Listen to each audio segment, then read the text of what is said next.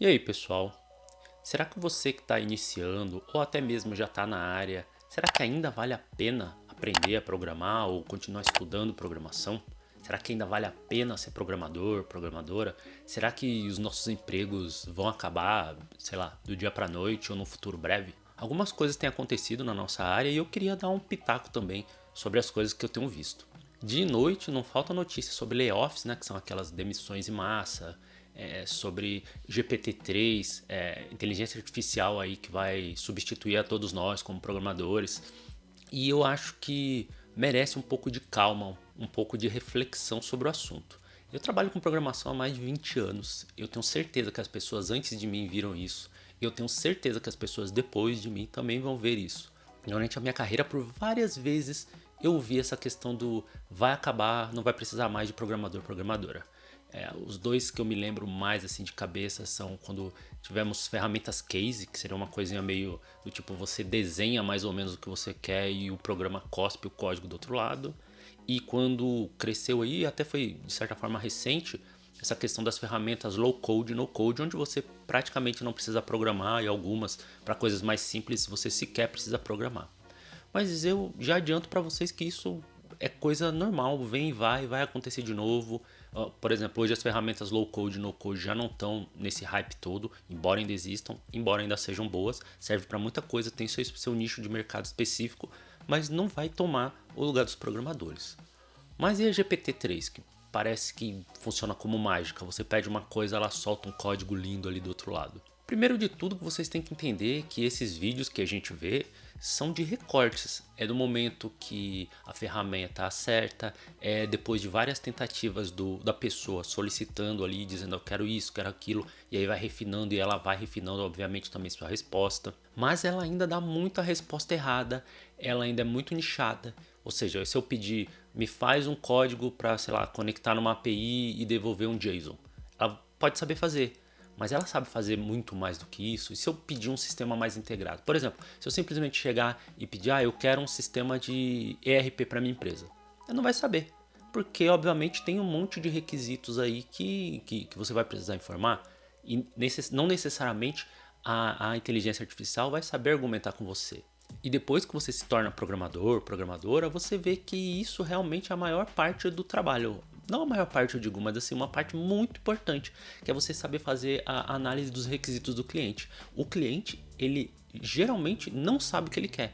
Ele sabe de forma geral. Então, eu quero um RP para minha empresa. Mas ok, o RP vai cuidar do quê? Vai fazer o quê? Que tipo de informação vai ter lá? O que a sua empresa faz? Sua empresa, sei lá, é uma indústria farmacêutica ou é uma farmácia? É uma borracharia ou fabrica pneu? Ou trabalha com RH, serviços, etc. Então isso tudo ainda vai depender muito dessa conversa humana.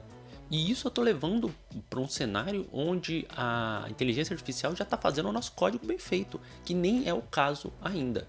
A gente ainda precisa de programador para ficar de olho, ver se ela fez certo, integrar o que ela fez no que já está pronto. Pensa que mesmo, não estou dizendo que vai acontecer, mas mesmo que ela se torne assim a cuspidora de código perfeita, isso vai levar muito tempo.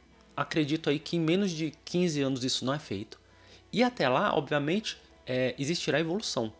E provavelmente o que vai acontecer é ela se tornar como se fosse um parceiro nosso na programação. Como quando você faz um pair programming, por exemplo, e aí ficam duas pessoas programando, é uma coisa que aparentemente é meio esquisita, assim, para quem nunca fez, mas seria mais ou menos assim. Eu estou programando e você está aqui do meu lado, tendo um panorama geral, dando ideias, até analisando. Às vezes eu estou errando uma coisa, você já está analisando e fala, aquilo ali vai dar um erro assim assado. Depois a gente inverte, você senta, eu fico ali como conselheiro, vamos dizer assim, aí eu fico analisando o que você está fazendo, dando ideias, isso aqui está faltando uma coisa ali, algo desse tipo. Então a GPT-3, ou o que é que vem a substituí-la, muito provavelmente vai ir por esse caminho. Ele vai ser como um parceiro nosso ali trabalhando no dia a dia. Isso eu tô dizendo, mesmo para isso ainda precisa evoluir muito. Então assim, não se desespere, não ache que agora acabou os programadores, as programadoras. Não é isso. E mesmo, como eu tô dizendo, vamos pensar no pior cenário possível. Vamos dizer que realmente essa inteligência artificial consiga substituir a gente programando. Neste cenário poderia até acabar os programadores e programadoras, mas existiria outra coisa no lugar. Quem que vai fazer análise de requisitos? Quem que vai saber passar para a inteligência artificial o que vai ser feito? Quem que vai conseguir corrigir, verificar se está certo, verificar se está seguro, se não tem nenhum problema? Somos nós. Até a gente atingir aí o ponto de singularidade, isso é um assunto muito específico de uma outra área que não vem ao caso, mas a singularidade seria o quê? Seria um ponto onde a inteligência artificial fica mais inteligente que a gente e aí ela até consegue se autoprogramar. Seria mais ou menos assim, eu chego para a GPT-3 hoje e falo, faça uma inteligência artificial mais inteligente que você. A GPT-3 não sabe fazer, talvez chegue um ponto que ela saiba. E aí ela faria uma mais inteligente, e essa mais inteligente faria uma outra, e seria a questão da singularidade, que aí a gente só tem a questão ainda de pensar sobre o assunto, devagar no que aconteceria. Será que seria o fim da raça humana? A gente estaria preocupado aí com nosso emprego, mas na verdade a raça humana acabaria? É um tema interessante aí, mas que não é do nosso escopo. Então eu acho que vocês não devem se preocupar com isso. Obviamente, acompanhe as notícias, aprenda, saiba usar a GPT-3 como uma ferramenta que vai te tornar mais produtivo, mais produtiva. Utilize até para ensino mesmo, a questão de aprender. Então, se você está numa dúvida lá, eu não sei como, sei lá, transformar um arquivo texto numa planilha. Você pede para a GPT-3 fazer, ela vai fazer, você analisa o código. Lógico que você tem que ter aquela parcimônia, assim como quando você vai no Stack Overflow, quando você vai no GitHub olhar o código de outra pessoa. Você ainda precisa ter um certo ceticismo. Essa GPT-3, essa inteligência artificial, ela não simplesmente cospe o código perfeito que você pode simplesmente copiar e colar e seguir trabalhando.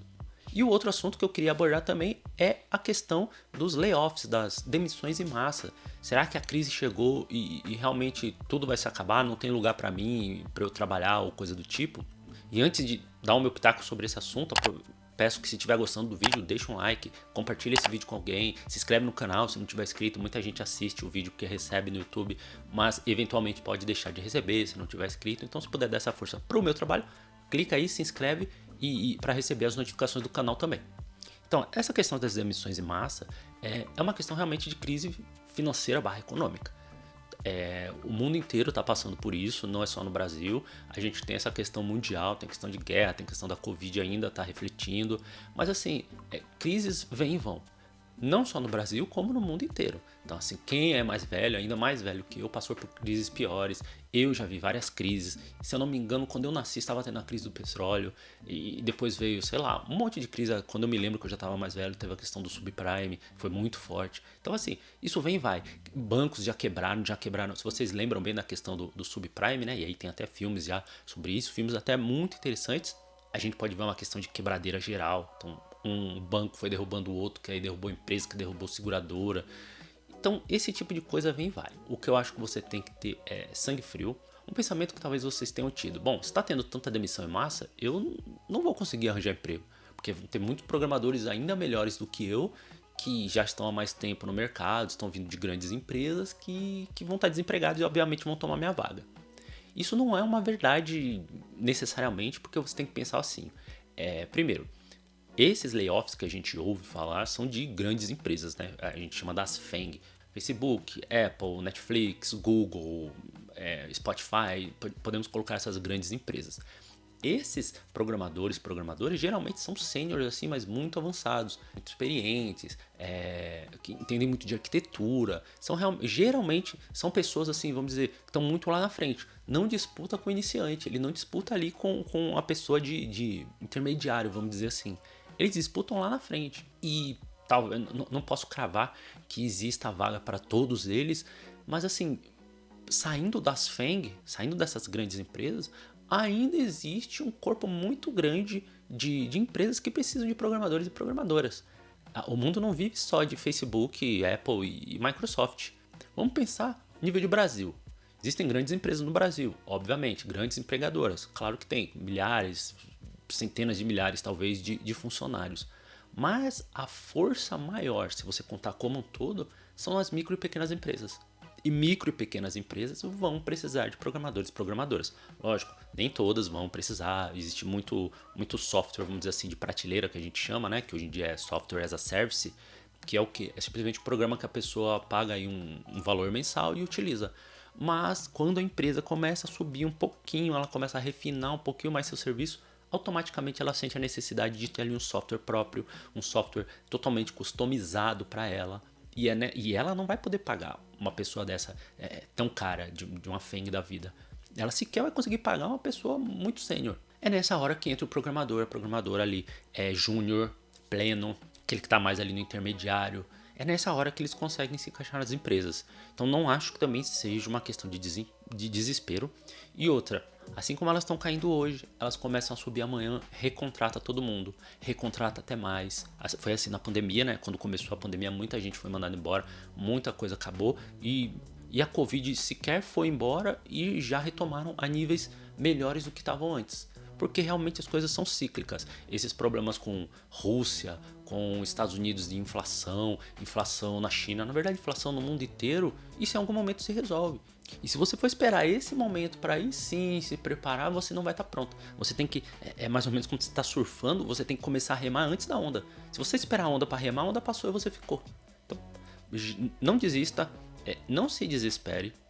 Pensa que se você é iniciante / intermediário, que é o perfil aqui do canal, o seu pensamento tem que ser em se aprimorar e ganhar experiência.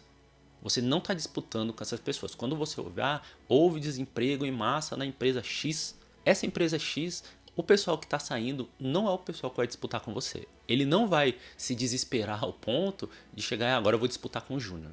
Porque se a gente pensar só em salário, às vezes o salário de uma pessoa dessa aí é 3, 4, 5 vezes mais, sem contar bônus e etc.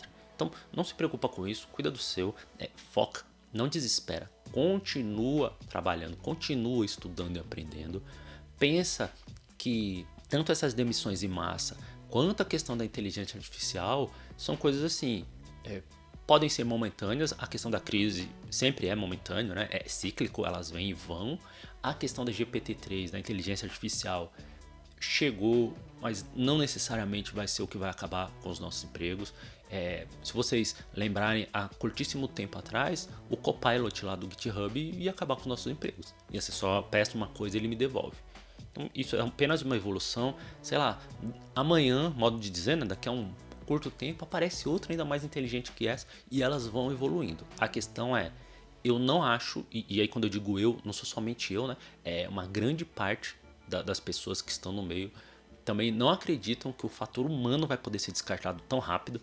Então, se é que vai poder ser descartado algum dia, se preocupa com o que está ao alcance das suas mãos. Você não pode mudar a GPT-3, mesmo que você, sei lá, quisesse, você não tem como fazer ela deixar de existir, você não tem como arrumar crise, onde estamos tendo um monte de desemprego na área, etc. Então cuida do que você pode cuidar, que é o quê? Se aprimorar. Vai lá no seu plano de estudo, tem vídeo aqui no canal sobre isso, vai lá no seu plano de estudo, talvez você possa reorganizá-lo. Sinceramente não acho, eu estou aqui realmente tentando mais trazer uma questão de calma. Eu acho que não é momento para desespero, mas pega no seu plano de estudo, se for o caso, dá uma reformulada, vê o que você acha que precisa fazer, mas não esquece, fundamento é sempre importante, olhar o que o mercado está pedindo, ainda tem muita vaga, ainda tem muita oportunidade. Obviamente o pessoal mais júnior sempre tem a dificuldade ali da entrada, pela questão da experiência que as pessoas cobram. É assim mesmo, tem vídeo aqui no canal também dizendo como montar um portfólio, segue por ele, que essas coisas vêm e vão e só continua de pé quem persevera. Legal? Então espero que tenha trazido aí uma esperança, talvez tirado aí uma certa preocupação.